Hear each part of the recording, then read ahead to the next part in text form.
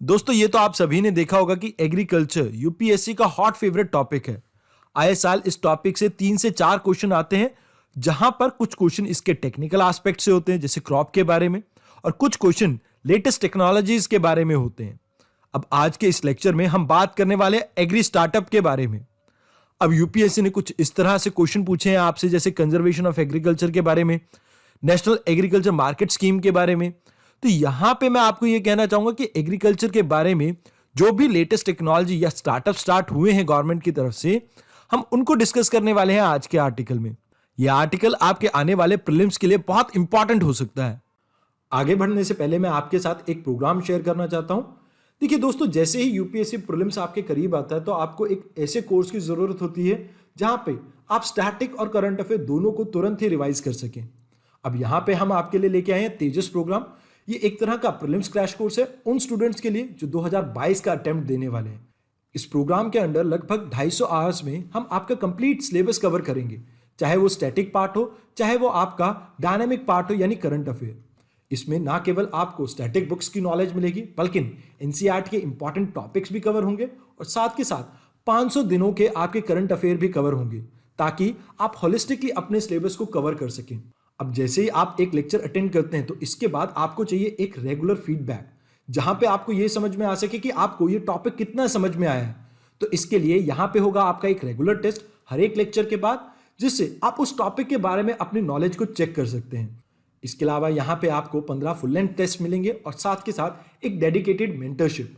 इसके अलावा यहां पे फोकस इस बात पे भी रहेगा कि कैसे आप अपनी प्रीलिम्स की स्ट्रेटेजी को डेवलप कर सकते हैं और साथ के साथ एलिमिनेशन मेथड को कैसे यूज कर सकते हैं आप अपने प्रीलिम्स एग्जाम में, उसके बारे में भी आपको समझाया जाएगा। अब अगर आप में से किसी को भी इस बारे में और इंफॉर्मेशन चाहिए तो आप लॉग इन कर सकते हैं video.onlyis.com पे जाके। आप हमें मेल कर सकते हैं info@onlyis.com पे, और साथ के साथ आप कॉल कर सकते हैं इस नीचे दिए हुए नंबर पे। आइए सबसे पहले जानते हैं कि एग्री स्टार्टअप होते क्या हैं। देखिए, जो आपके रीसेंट स्टार्टअप्स एग्रीकल्चर से डील कर रहे हैं उन्हें हम कह देते हैं एग्री स्टार्टअप। अब रीसेंट टाइम में सबसे ज्यादा ये स्टार्टअप देखने को मिले हमें कर्नाटक में, जहां पर लगभग 70% आपके एग्री स्टार्टअप स्टार्ट हुए। कहने का मतलब यह है कि अगर 100 एग्री स्टार्टअप इंडिया में स्टार्ट हुए हैं तो उनमें से 70 कहां पर स्टार्ट हुए हैं? आपके कर्नाटक में, क्योंकि गवर्नमेंट ने कुछ इस तरह से फेवरेबल पॉलिसीज वहां पर डेवलप की हैं। अब इनके क्या इंपैक्ट है आपके इंडियन एग्रीकल्चर के ऊपर? अब जैसा कि आप सभी जानते हैं कि इंडिया में जो फार्मिंग सेक्टर है वो इतना प्रॉफिटेबल तो नहीं है। अब यहां पे अगर आपके एग्री स्टार्टअप्स आते हैं तो इससे बेनिफिट ये होगा कि हमें अफोर्डेबल और इनोवेटिव सोल्यूशन मिल पाएंगे वैल्यू चेन के लिए।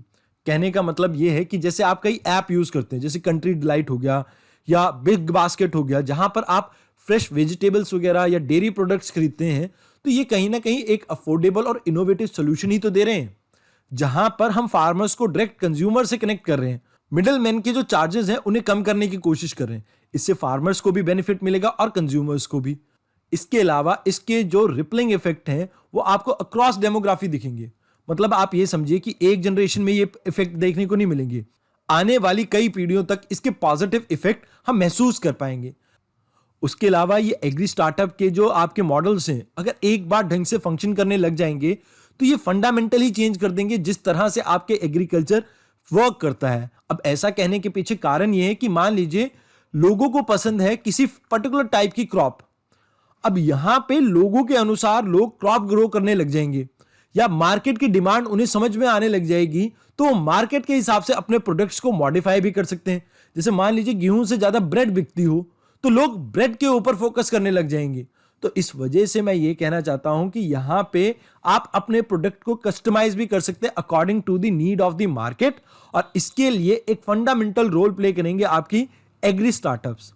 उसके अलावा आप कन्वीनियंट वे में इंफॉर्मेशन गैदर कर सकते हैं और क्रेडिट भी एक्सेस कर सकते हैं अगर आप इन स्टार्टअप के साथ जुड़े होते हैं।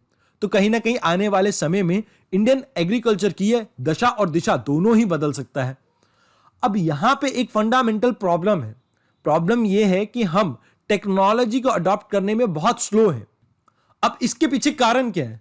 देखिए, जो आपके फार्मर्स हैं उनका जो लैंड होल्डिंग है वो बहुत स्मॉल है। सबसे बड़ी प्रॉब्लम इंडिया में यही है कि इंडिया के जो किसानों की लैंड होल्डिंग है ना वो बहुत छोटी है, जिसकी वजह से यहां पर हम किसी भी तरह की टेक्नोलॉजी को अडेप्ट नहीं कर सकते। उसके अलावा अगर आप कोई आईटी बेस्ड स्टार्टअप स्टार्ट करते हैं एग्रीकल्चर सेक्टर में, तो उसकी rate of return of investment बहुत स्लो है, या आप कह सकते हैं बहुत पुअर है। तो आधी से ज्यादा बार इन्हें घाटे का सामना करना पड़ता है, और इस वजह से ये स्टार्टअप ज्यादा दिन चल नहीं पाते। उसके अलावा जो आप टेक्नोलॉजीज की बात कर रहे हैं, वो कहीं ना कहीं किसानों के लिए अडेप्ट करना बहुत मुश्किल है, क्योंकि वो अफोर्डेबल नहीं है। अब आपको तो पता है कि इंडिया के फार्मर्स इतने रिच नहीं है जितने वेस्टर्न साइड के हैं। अब यहां पे कारण यह है कि जो आपकी लैंड होल्डिंग है वो इंडिया में बहुत स्मॉल है, और इसी वजह से आप ये देखते हैं कि यहां पे किसानों के पास उतना सरप्लस मनी नहीं है, और इसी वजह से ये अफोर्डेबल टेक्नोलॉजीज नहीं है इंडिया के किसानों के लिए। देखिए, यहां पे बात यह है कि हम ये सोचते हैं कि वेस्टर्न कंट्रीज में जो होता है वो बिल्कुल अच्छा होता है, मतलब वहां पर कुछ बुराइयां नहीं है। अब मैं आपको ये कहूं कि भाई ये जो आपके टेक्नोलॉजीज हैं कई बार, या स्टार्टअप्स हैं, कई बार इंडिया के लिए फिजिबल नहीं होते। तो जरूरत है इन एग्री स्टार्टअप को इंडिया के हिसाब से लोकलाइज करने की, मतलब इंडिया के किसानों की जो जरूरतें हैं उसके हिसाब से हमें इन स्टार्टअप्स को ढालना चाहिए। उसके अलावा इंडिया के जो किसानों के पास स्किल्स और नॉलेज की कमी है, वो तो सबसे बड़ा हर्डल है ही इन एग्री स्टार्टअप्स में। आइए अब देखते हैं रिसेंट टाइम में गवर्नमेंट ने किस तरह के प्रोजेक्ट स्टार्ट किए हैं। पहला है आपका मैनेज, जिसकी फुल फॉर्म है national centre for management and agriculture extension. ये हैदराबाद में लोकेटेड है, और यहां पे फोकस किया जा रहा है कि हम कैसे एग्री स्टार्टअप्स को मेंटरिंग प्रोवाइड कर सके, एक नेटवर्क क्रिएट कर सके और उन्हें इन्वेस्टर से मिला सके। उसके अलावा दूसरा है innovation and agriculture entrepreneurship development. अब ये आपके डिपार्टमेंट ऑफ एग्रीकल्चर ने स्टार्ट किया है अंडर राष्ट्रीय कृषि विकास योजना। अब यहां पर एंटरप्रेन्योरल स्किल्स को डेवलप करने की कोशिश कर रहे हैं हम किसानों में, ताकि वो ज्यादा से ज्यादा नए स्टार्टअप स्टार्ट करें, और इससे ना केवल हम फार्मर्स की इनकम को इंप्रूव कर सके, बल्कि इंडिया के एग्रीकल्चर की प्रोडक्टिविटी को भी इंप्रूव कर सके। उसके अलावा अगला है आपका आइडिया, जिसका पूरा नाम है initiative for development of entrepreneurs in agriculture. ये इनिशिएटिव है आपकी ministry of development of north eastern region. यहां पर कोशिश ये है कि हम एग्री बिजनेस को ज्यादा से ज्यादा प्रमोट कर सके north eastern part of India में। उसके अलावा गवर्नमेंट ने इनाम करके भी एक इनिशिएटिव स्टार्ट किया है, जहां पर हम बात करते हैं नेशनल एग्रीकल्चर मार्केट की, जो कि एक pan India electronic trading system है, जो कनेक्ट करता है आपकी सभी एपीएमसी मंडीज को और एक unified national agriculture commodity market को एस्टैब्लिश करता है। अब यहां पे कोशिश ये की जा रही है कि जो आपकी इंफॉर्मेशन की एसिमेट्री है बिटवीन बायर एंड सेलर, मान लीजिए आपको कुछ चीजें पता नहीं है, जो बायर है उसको कुछ चीजें पता नहीं है, तो इन दोनों के बीच में इंफॉर्मेशन की एसिमेट्री को कहीं ना कहीं खत्म करने की कोशिश की गई है। उसके अलावा हम यहां पर इंश्योर करने की कोशिश कर रहे हैं कि किसानों को अपनी पैदावार का सही दाम मिल सके। साथ के साथ हम इंटीग्रेट करना चाहते हैं इंडिया की सभी एपीएमसी मंडीज को। इसके अलावा हम पैन इंडिया ट्रेड कर सके एग्रीकल्चर कमोडिटीज को, इसको भी यहां पर प्रमोट किया जा रहा है। और यहां पे कोशिश ये है कि हम यूनिफॉर्मिटी ला सकें आपकी एग्रीकल्चर मार्केट में, क्योंकि इस बार की भी कुरुक्षेत्र मैगजीन में एक फुल फ्लेश आर्टिकल आया है आपका ई नैम के ऊपर। ऑल्दो ये जो आपका इनिशिएटिव है बहुत पुराना हो चुका है, बट फ्रिक्वेंटली इसके बारे में आप न्यूज़पेपर में भी पढ़ेंगे, और साथ के साथ आप कुरुक्षेत्र जैसी मैगजीन में भी इसके बारे में पढ़ पाते हैं। तो इस वजह से इस बारे में जानना थोड़ा इंपॉर्टेंट हो जाता है। अब हमने ये तो देख लिया इसके ऑब्जेक्टिव क्या है, बट यहां पे कुछ चैलेंजेस भी हैं इसके। देखिए, पहला तो ये कि किसानों के अंदर अवेयरनेस नहीं है, मतलब उन्हें पता ही नहीं है कि ये ई नैम होता क्या है, तो सबसे बड़ी प्रॉब्लम तो यही है। दूसरा, जो आपका इंफ्रास्ट्रक्चर है जैसे इलेक्ट्रिसिटी, कंप्यूटर, इंटरनेट, ये आपको रूरल एरिया में मिलता नहीं है। अब ये अगर आपको नहीं मिलेगा तो आप ई नैम को एक्सेस कैसे कर पाएंगे? मतलब आप कह रहे हैं कि इंटरनेट पे हमने एक प्लेटफॉर्म बना रखा है, बट जब आप इलेक्ट्रिसिटी, कंप्यूटर और इंटरनेट नहीं दे पाएंगे तो वो कहां से एक्सेस करेंगे इस चीज को? उसके अलावा कोई एविडेंसेस भी नहीं है हमारे पास कि ई नैम से वाकई में किसानों को फायदा हुआ भी है। आइए अब बात करते हैं किस तरह की रिकमेंडेशन दी गई है इस आर्टिकल के अंडर। देखिए, सबसे पहले तो हमें ट्रेनिंग और कैपेसिटी बिल्डिंग करनी होगी फार्मर्स की। देखिए, तकरीबन मान लीजिए अगर आपके पास 100 फार्मर्स हैं, उनमें से 25 फार्मर्स के पास स्मार्टफोन देखने को मिलता है। अब अगर उनके पास स्मार्टफोन है तो वो एग्री स्टार्टअप में बढ़ चढ़कर पार्टिसिपेट कर सकते हैं। इस वजह से हमें कोशिश ये करनी चाहिए कि हम ज्यादा से ज्यादा फार्मर्स की ट्रेनिंग और कैपेसिटी बिल्डिंग कर सके, ताकि आने वाले समय में वो इस तरह की टेक्नोलॉजी का इस्तेमाल कर सकें।